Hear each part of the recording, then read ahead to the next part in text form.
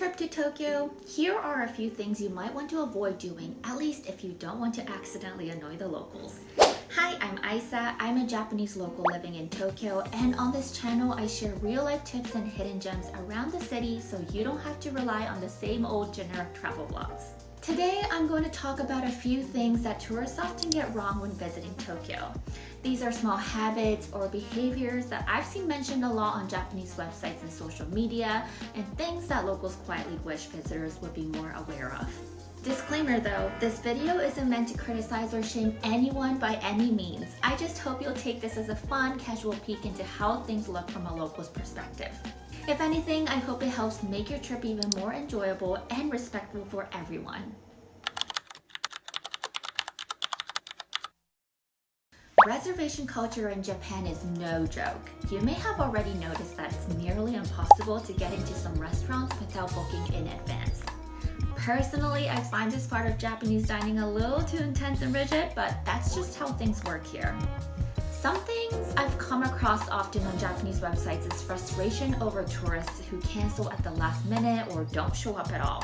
This often happens because visitors struggle with Japan's complex transportation system or simply can't find the restaurant, which is understandable but still stressful for the staff, especially at small restaurants that depend on every reservation. So if you have a booking, try to give yourself plenty of time to get there. Being punctual isn't just appreciated here, it's considered a basic sign of respect.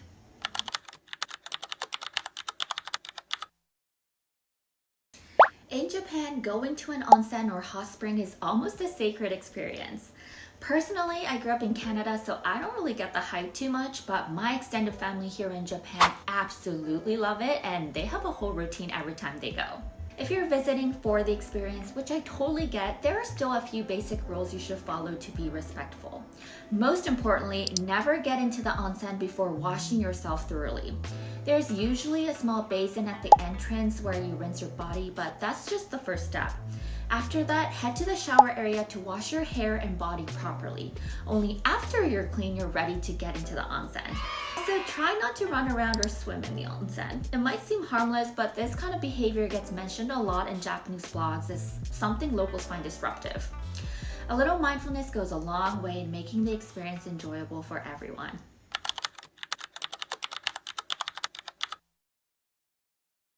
In Japan, lining up is kind of a big deal. Whether it's for the train, an elevator, or a popular ramen spot, people naturally form neat, orderly lines, and cutting in line is a definite no-go. Nope. As someone living here, I've noticed that some tourists, especially at busy train stations, tend to gather around the platform doors and rush in when the train arrives without paying much attention to who was there first.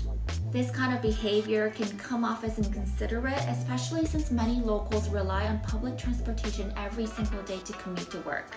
Following the unspoken rule of lining up shows respect and makes things run a lot more smoothly for everyone.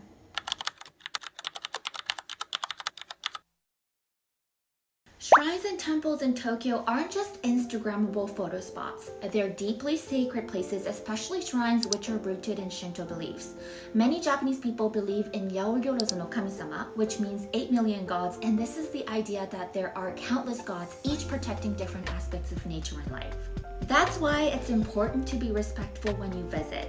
Some visitors unknowingly act too casually, like striking dramatic poses in front of torii gates or walking and eating along the central path, which by the way is actually reserved for the gods.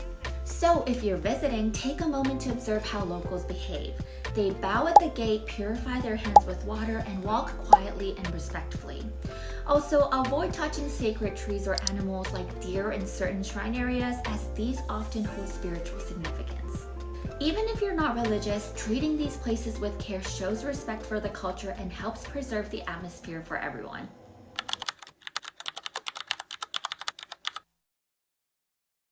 Finally, I know this one gets mentioned a lot, but this is one of the first things mentioned on Japanese websites when it comes to tourist behavior that locals find frustrating. Japan is generally a quiet society, and you'll really feel it in places like trains, elevators, and even some restaurants.